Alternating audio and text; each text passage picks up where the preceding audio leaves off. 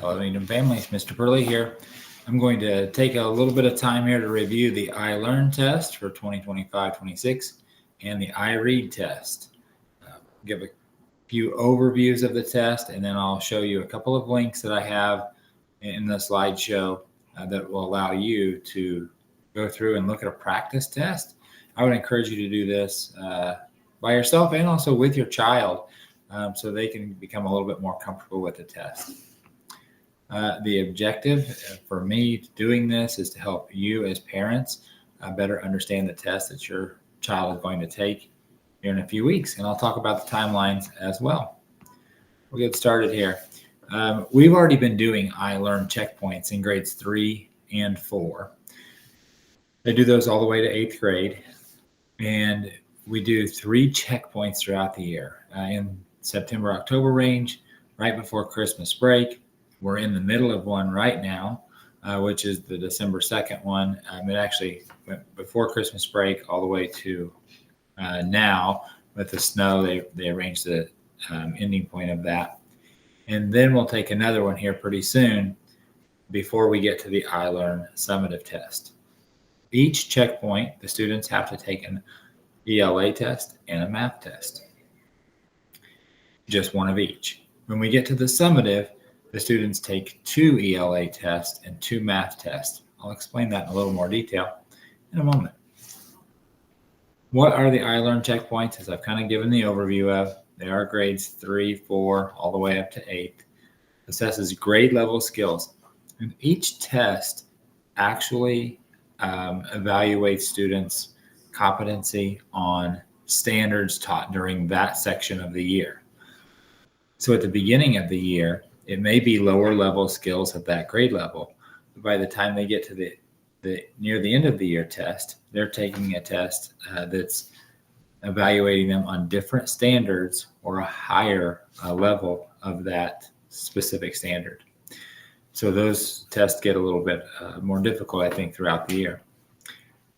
This is year 2 for checkpoints for us here in Franklin. The state of Indiana has rolled this out over the course of the past 3 years with a pilot year in there. These tests are computer adaptive during Opportunity 1, which means the test changes as the students answer questions. If they're answering the questions and getting them correct, the test gets increasingly difficult. If the students answer questions and get them wrong, it becomes increasingly easier. And the scale score a student gets at the end of that test is then determined by the difficulty and accuracy that they have when answering the questions. Each test is about 20 to 25 questions during the ILEARN checkpoint. And ILEARN summative. ILEARN summative is coming up here in April 13th through about the end of the year. We'll only take 5 or 6 days to take this test per each grade level. So it has 2 components for each subject area. Math, there's a computer adaptive, as I mentioned before, those questions that get harder or easier depending on how students answer. And then there's performance task. The performance task is that challenge of the student has to apply what they've been learning, apply the skills. They have to show their work, in other words, in math. How did you get to that answer? And then why is that answer correct? In English language arts, again, computer adaptive kind of speaks for itself. Performance task, that's the written task. Like, here's a prompt, write a reflection essay. Or here are 2 texts, compare the 2 texts. And by the time these kids are in 8th grade, they're comparing multiple texts and reinforcing their opinions and thoughts on the text. The 4th graders will also take science, 5th grade social studies, 6th grade science. Notice how those are smaller font on my screen here tonight. And that's because that's where they kind of rank. Our state's not graded, or our school is not graded by the state on science test or social studies test. We are graded on how well students do in math and language arts. And those are the two key skills, those kids, foundation skills kids have to have to be successful later on in science or social studies areas. So we want to build the foundation here at the elementary level of ELA and math. Continuing on here, a couple of links, and I'll let you click these. I'm going to share the slideshow along with this video, but you can click on these links: scheduling and timing, things you need to know as a parent. This is giving you an overview of our school. That document gives you an overview of the state. There's also a parent information flyer. Same thing. It's provided by the state. Good info, but I'm giving you a little bit more than nitty gritty. Experience a test. So on this particular page, we've got the ILEARN site, which gives you some information about the ILEARN test itself, some FAQs, some overviews. You may click on something in that site that's got 1,000 words on the page, and it's breaking down every standard that kids are learning in every grade level. Back out of that. You don't need to know that information. That can be overwhelming. But this practice site page is key. Now, on today's slideshow, I'm going to actually wait till the end to click that practice site, and I'll show you how that works. If you are a parent of a second grader, third grader, fourth grader, or an eighth grader. Another test that has a similar feature, similar questions, things like that, Smarter Balance. So there's another practice link if you want more experience on these computers. IREAD, so second grade parents, this is the main meat and potatoes of this for you. Third grade, you get IREAD and ILEARN, best of both worlds. So here we go with IREAD. It is a state required assessment now for second and third grade. The third grade is the must pass grade. All students in third grade must pass this test. If they don't pass it, there's two things. They could have a good cause exemption. That's based on IEP, Individualized Education Plan.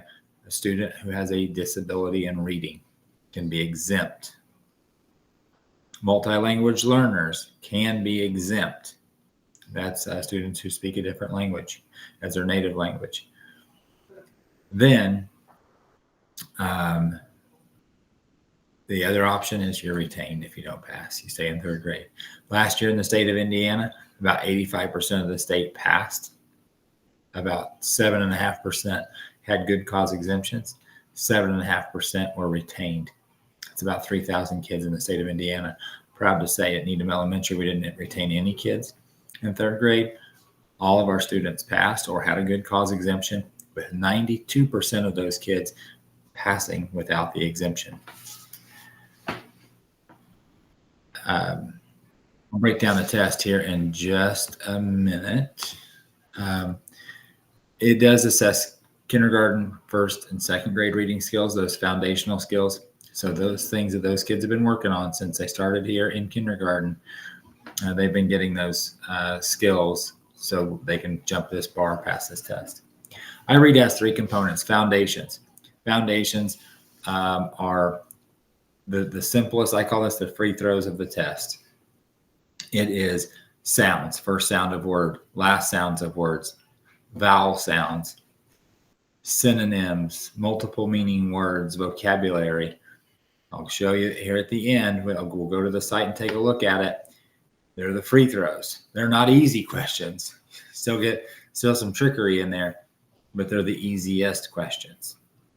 Then there's section 2, section 3, and there are 3 passages of each and 15 questions. Each passage has 5 questions that goes along with it. One day we're going to do nonfiction, or one of the tests is nonfiction. So those are stories that are science-based or social studies-based. The text has text features like bubbles or subtext or subheadings on pictures and things like that. So it's keys on how to read that nonfiction text and how it's set up. The other day is literature text. Literature text, those are your fairy tales, the once upon a time story make-believe. We've got to make sure kids are able to read and comprehend both types of literature. All right, next up, we've got, when is it? IREAD for 2nd grade and 3rd grade is going to be March 3rd through the 7th. We're going to take 2 days to do the test. It's short enough you could do it in one, but we don't want to pressure kids that much. We want them to break it down and just take this test in bites. Be about 45-minute bites each day. I forgot to mention 2nd grade on that last screen. So 2nd grade has to take this test in the state of Indiana as well. But the requirement to pass to get to the next grade level is not there. It is their practice to take the test. So they get a practice shot in 2nd grade. It's great information for our school. The first year we took this practice test in 2nd grade, we had about 40-something% pass. Last year, we had 70% of our 2nd graders pass it. Great news. If you pass in 2nd grade, you're done. You don't even have to worry about it in 3rd grade. But it does help influence how and what we teach the 3rd graders if they don't pass it. We know some of those skills that we need to work on. So it is helpful to have that test done in 2nd grade. And I'll show you the complexity of that text here with the practice session on that practice site. It's easy enough to read. I think you're a 3rd grade reader. I'm going to go ahead and write my screen. I think you'll see that too. You can't tell what it looked like on your side, but tell me my battery's going down. All right, here we go. Next up, IREAD FAQs and the IREAD portal. That'll give you some sample questions. That's on there twice. The practice site and the IREAD portal are the same thing, or will get you to the same place anyway. There are some other documents there on the IREAD side, just things to know as parents about the tests. Again, nothing groundbreaking. It's kind of high-level stuff, nothing that you really need to know for day-to-day here at school. Other helpful resources, Khan Academy has some great practice sites and practice games, and IXL, which we use at school. Kids have logins for that through Clever. Great ways to practice some of the skills that we work on. And a lot of these companies try to mimic the testing site. You'll notice if you log into these or your kids log into these, they try to replicate what the test looks like. This test has changed a lot over the course of years. Most of us as their parents now took something called the I-STEP test. The I-STEP test is morphed into the ILEARN test. The biggest differences are I-STEP, as we knew it, was a pencil paper test. ILEARN is a computer test. So it adapts as you take the questions or take the answers. But it is also, there are questions that are technology enhanced, where all you had to do on the old I-STEP test was color in the bubble really well, A, B, C, or D, and maybe write a little story. Well, now there's technology enhanced questions. I'll show you a few of those here in just a few moments. And also reading the screen is a skill in itself. There's research that's been done. It's easier to read a book on words on a page as opposed to words on a screen because it tires our eyes out faster, wears our eyes out faster when we're reading on a screen. That's another reason we try to break these tests up. The ILEARN summative test is a harder test than IREAD. And it's a harder test than the checkpoints. And it's a longer test than the checkpoints. I'll show you some of that again when we go to the practice site. Things that are key. Strong parent-teacher partnership. If you've got questions after watching this video or seeing some of these links, please reach out to your child's teacher or reach out to me, and then I'll reach out to your child's teacher and say, what do we need to know?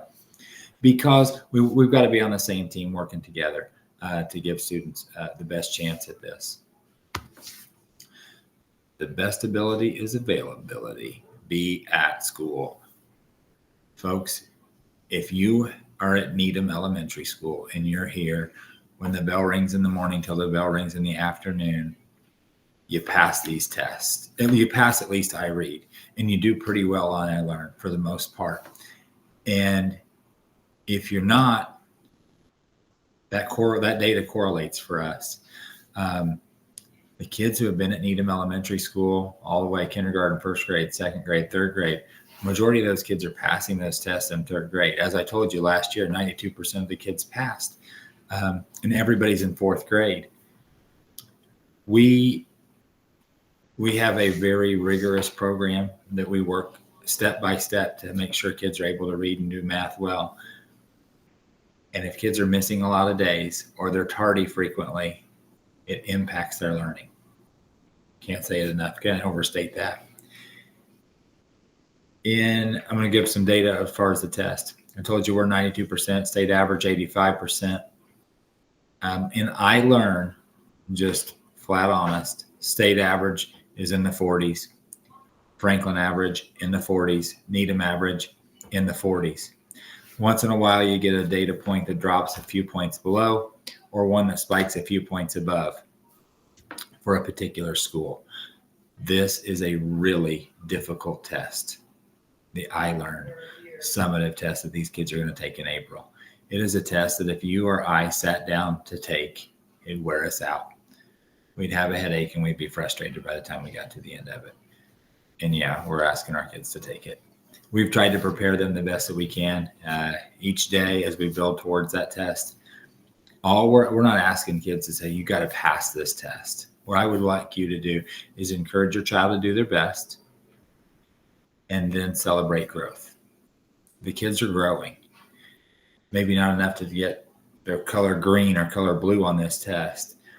But if they grow from 612 points to 750, celebrate that. Put that thing on the fridge and say, wow, you just went up 138 points. Great job. Couldn't be more proud of you. That's what we're looking for, is growth over time. So don't worry so much about whether it says they passed or they're approaching or they're below proficiency. Look at how they are doing year to year, and are they growing? I guarantee all of them are, every single student. All right, take advantage of resources. Like I mentioned, some of those things. We've got Alex for math, Book Taco a little bit, other community resources that are out there. And again, your classroom teacher is going to be your number one resource. And here are some other links. Josh Fuel helped me with this a couple of years ago. Added in some of these links and some of his research, where he got that data from. Thank you so much for watching so far. I'm going to click my screen, and I'm going to show you the practice site. This is the most valuable part of everything I've said. It kind of puts the action to what I've explained here so far. So bear with me for a minute as I share a different tab.